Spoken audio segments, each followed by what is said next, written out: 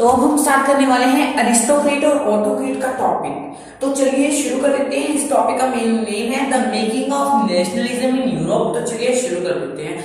ये जो टॉपिक है ये शुरू करने से पहले मैं आपको ये बताना चाहता हूँ कि हमारे इसमें दो वर्ड्स हैं, जो कि है अरिस्टोक्रेट और एक है ऑटोक्रेट। ये दोनों काफी ज्यादा इंपॉर्टेंट है और बच्चे इसमें कंफ्यूज रहते हैं भाई ऑटोक्रेट क्या है और अरिस्टोक्रेट क्या है। तो मैं आपका सबसे पहले ये वाला डाउट जो है क्लियर कर देता हूँ। अरिस्टोक्रेट होते हैं अमीर, अरिस्टोक्रेट यानी रिच अमीर, और ऑटोक्रेट यानी जो कि क्रूल होते हैं, जो कि तंग करते हैं। ये होते हैं क्रूल और ये होते हैं रिच या अमीर होते हैं रिच। ठीक है, ठीक है, ये दोनों मैंने आपको मतलब समझाए। आगे मैं आपको पूरे तरीके से थ्योरी समझा दूंगा। ठीक है, तो चलिए शुरू कर देते हैं। सबसे पहले मैं आपको बता देता हूँ, Germany, Italy and Switzerland were divided to kingdom, duchies and cantons. कहते हैं तीन देश यहाँ पे बताए, एक क्वेश्चन यहाँ से बन रहा है। कहते हैं जर्मनी, इटली और स्विट्जरलैंड, इनको तीन जगहों में बांटा गया, जैसे किंगडम, डची और कैंटन। कैंटन क्या होते हैं? स्मॉल टेरिटरीज ऑफ स्टेट होती है। बताता हूँ कैसे। जैसे एक पूरा देश है, ये छोटा सा पार्ट क्या है? कैंटन है। ये सभी क्या है? अगर इस देश को बहुत सारे कैंटन में डिवाइड कर दिया गया है, उसकी यानी इसकी बहुत सारी उसको डिवाइड कर दिया, उसकी टेरिटरीज बना दिए। एक ही देश में बहुत सारी क्या है? कैंटन्स है। और डचीज क्या होती है? जैसे कि मान लो ये सभी डचीज है। डचीज भी यही होती है कि उसको टेरिटरीज में डिवाइड किया गया होता है, बट वो किससे? डचीज को रूल कौन करता है? ड्यूक। ड्यूक यानी राजे होती है, जो कि उस टाइम पे डचीज को क्या करते थे? रूल करते थे। अभी समझ आई आपको? दोबारा समझाता हूँ। कहते हैं जर्मनी एक कंट्री थी, इटली और स्विट्जरलैंड, ये तीनों किसमें डिवाइड थी? किंगडम्स में। किंगडम में आपको पता ही जिसपे किंग राज करते हैं। कैंटन्स क्या होते हैं? Small state of the small territories of the state. Duchies क्या होती है? रूल्ड, जो डेटा रूल्ड बाय ड्यूक। कहते हैं कि उनकी सभी की अपनी अपनी टेरिटरी थी। क्या थी? अपनी अपनी टेरिटरी थी। Eastern and central Europe for under autocratic monarchy. अभी ऑटोक्रेटिक का मतलब क्या मैंने आपको सबसे पहले बताया। ऑटोक्रेटिक का मतलब है क्रूल। कहते हैं कि जो ईस्टर्न और सेंट्रल यूरोप थे वो बहुत ही क्रूल जो राजा थे, या जो एक ही बंदा, जब हम मोनार्की का मतलब पता है ना आपको, जिसपे मोनार्की यानी ऐसा सिस्टम गवर्नमेंट का जिसमें पूरे देश पे एक ही आदमी जो है रूल करता है। कहते हैं कि उनपे बहुत ज्यादा क्रूल जो है ना आदमी जो है वो करते थे, रूल करते थे। कहते थे कि उनकी अपने देश में ही अलग अलग टेरिटरीज थी। जैसे मैंने यहाँ पे बताया ना, अपने एक ही देश है, उसकी अलग अलग टेरिटरीज है। कहते कि उनमें एक ही राजा जो है, सभी में एक ही राजा रूल करता था। और कहते हैं उसमें एथनिक जो है ना, क्या बताया? With in the territory of the which live diverse people. मैं अभी आपको बताता हूँ कैसे। सबसे पहले मैंने क्या पढ़ा? जर्मनी, इटली, स्विट्जरलैंड जो है इसमें कैंटन, डचीज और इसमें डिवाइडेड किंगडम्स में। बाद में उसने क्या बोला कि ईस्ट और सेंट्रल यूरोप के पास अपनी अपनी टेरिटरी है, जिसमें कौन रूल करता है? ऑटोक्रेट रूल करते हैं। ऑटोक्रेट कौन है? जो कि क्रूल मोनार्की होते हैं। अब क्या बात बताइए कि सभी डाइवर्स होकर रहते हैं, सभी के डिफरेंट एथनिक ग्रुप से। क्या मतलब है? अब ये भी समझाता हूँ आपको। डाइवर्स एथनिक यानी मान लो कि ये सभी सिख है, ये सभी हिंदू है, ठीक है, ये सभी जो है अलग अलग सिखिज्म, ये सिखिज्म है, ये बुद्धिज्म फॉलो करते हैं, ये जैनिज्म फॉलो करते हैं, ये शूद्रा से, ये क्षत्रिय से, ऐसे अलग अलग सभी के क्या है? मेनली अलग अलग, उनकी हर एक की पहचान अलग है।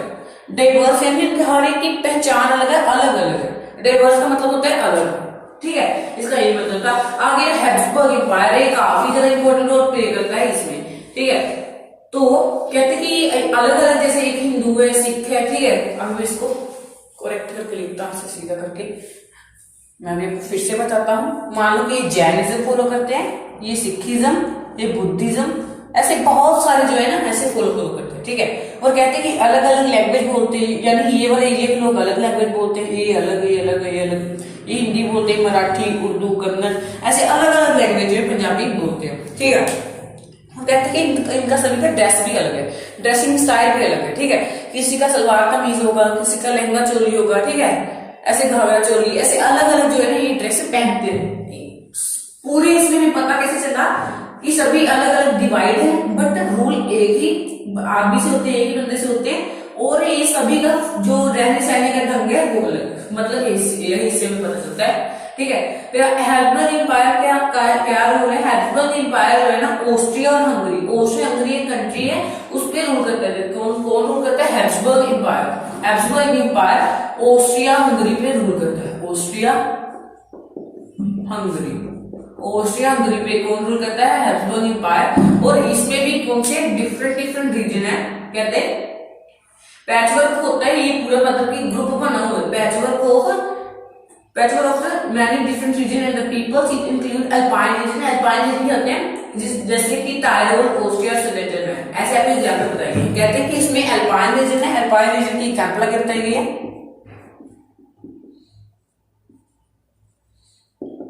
ठीक है, अल्पाइन रीजन है, इसकी एग्जाम्पल टायरल, ऑस्ट्रिया, सुडेटन है। और कहते हैं कि इसमें बोहेमियंस भी रहते हैं। ठीक है, आपके बोहेमियन का नाम तो सुना ही होगा।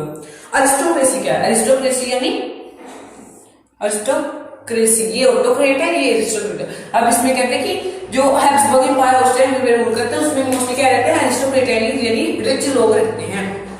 कहते हैं ये मोस्टली क्या बोलते हैं? ये जनरली क्या बोलते हैं कि नॉर्मल लैंग्वेज क्या है? जर्मन लैंग्वेज ये बोलते हैं। ठीक है, ये भी हमने बता रही। नेक्स्ट उन्होंने क्या बताया? कहते हैं कि इसमें इटली भी इसमें रोल अदा करता है अपना। कहते हैं कि इसमें इटली के भी दो देश यहाँ पे, दो स्टेट्स यहाँ पे बताइए, टेरिटरीज यहाँ पे बताई गई है, लंबार्डी और वेनेटिया। कहते हैं कि इसके लोग भी काफी डाइवर्स हैं, उनके अलग अलग स्टाइल हैं। और इसमें जो है हैब्सबर्ग एम्पायर इसके रूल करता है। ये भी इसलिए पॉइंट बताया है। नेक्स्ट पॉइंट ये बताया गया, Hungary half of the population spoke magyar and while other have other variety of dialects। यानी अब इसको मैं इरेज करता हूँ, आपको फिर से समझाता हूँ कि इस लाइन का मतलब क्या है। जैसे कि हंगरी में कहते हैं 50% जो है, हाफ 50% कहते हैं कि ये magyar लैंग्वेज बोलती है, वो जो बाकी 50% है ना वो अलग अलग बोलती है अपनी। किसी कोई पंजाबी बोलता है, ऐसे मैं कोई एग्जाम्पल लेकर बता रहा हूँ, कोई कन्नड़, कोई उर्दू, ऐसे अलग अलग लैंग्वेज जो है 50% बोलते हैं, बट 50% लोग जो है magyar लैंग्वेज जो है बोलते हैं। इन गैलिसिया अरिस्टोक्रेसी स्पोक पोलिश। कहते हैं कि गैलिसिया एक देश है, कहते हैं इसमें अरिस्टोक्रेसी मतलब कि अमीर जो लोग जो है वो पोलिश बोलते हैं। पोलिश एक लैंग्वेज है, पोलिश किसकी लैंग्वेज है? पोलैंड की लैंग्वेज है। बट गैलिसिया एक ऐसा देश है जिसमें पोलिश बोली जाती है। किसके द्वारा? रिच लोगों के द्वारा, अमीर लोगों के द्वारा, अरिस्टोक्रेसी के द्वारा।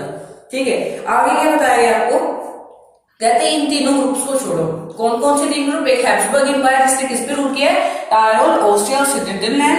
और दूसरा कौन सा ग्रुप है? इटली का, जिसमें कौन? लंबार्डी और वेनेटिया। और लास्ट वाला गेम magyar वाला 50%। कहते हैं इन तीनों ग्रुप को छोड़ो। ठीक है, कहते हैं कि और भी बड़े जो बहुत सारा है डिवर्स पीपल रहते हैं, उनकी भी अलग अलग लैंग्वेज है। कहते हैं कि इन सभी को तो छोड़ो, पीपल क्या है? अलग अलग जगह पे भी रहते हैं।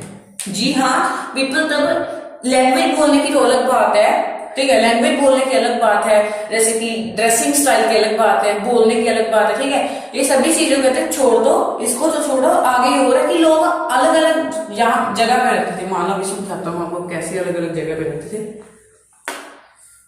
मान लो कि जो हिंदू है, हिंदू जो है ना वो इस इलाके में थे, इस इलाके में सिर्फ हिंदू रहते थे, कोई सिख नहीं रहता, कोई कुछ नहीं रहता था। और दूसरा इलाका जो है इसमें सिख्स रहते थे, इसमें सिख ही रहते हैं और हिंदू कोई नहीं आएगा। ठीक है, ऐसे कहते हैं कि ऐसे अलग अलग जगह में लोग रहते थे। जैसे कि एग्जाम्पल भी बताई गई है, जैसे बोहेमियन और स्लोवक्स थे जो वो नॉर्थ में रहते थे, स्लोवीन्स जो थे कार्नूला में रहते थे, क्रोट्स जो है साउथ में रहते थे, रोमन्स जो है ईस्ट में रहते थे, ट्रांसलेविया। ठीक है, होप कि आपको समझ आ गई होगी। ठीक है, ये काफी इंटरेस्टिंग टॉपिक है, काफी ज्यादा इंपॉर्टेंट है, इसमें से काफी ज्यादा आपको क्वेश्चन भी आ सकते हैं। वैसे मैंने आपको सारा समझा दिया, एक बार क्विक स्नैप रिकैप दे देता हूँ। सबसे पहले क्या हुआ था? सबसे पहले इटली, स्विट्जरलैंड और जर्मन को किसमें? कैंटन, डचेस और किंगडम्स में डिवाइड कर दिया गया था। ठीक है, ये तो आपको सभी को पता है। आगे अरिस्टोक्रेट्स और ऑटोक्रेट्स की मेन बात चालू हुई कि ये सभी डाइवर्स रूल फॉलो करते हैं, हर एक की अलग अलग लैंग्वेज है, हर एक का अलग अलग ड्रेसिंग स्टाइल है। ठीक है, ये भी एक बात क्लियर होगी। अभी जो नेक्स्ट पॉइंट है हैब्सबर्ग एम्पायर का इंपॉर्टेंट पॉइंट है। हैब्सबर्ग एम्पायर कहते हैं कि जो ऑस्ट्रिया हंगरी पे रूल करता है, जिसमें कौन कौन से देश पाए जाते थे? कौन कौन से पाए जाते थे? ऑस्ट्रिया, टायरोल, सुडेटनलैंड और बोहेमिया जो इसमें पाए जाते थे। कहते हैं कि ये सभी कौन सी लैंग्वेज बोलते थे? जर्मन लैंग्वेज बोलते थे। कहते हैं कि इसमें कौन सी थी?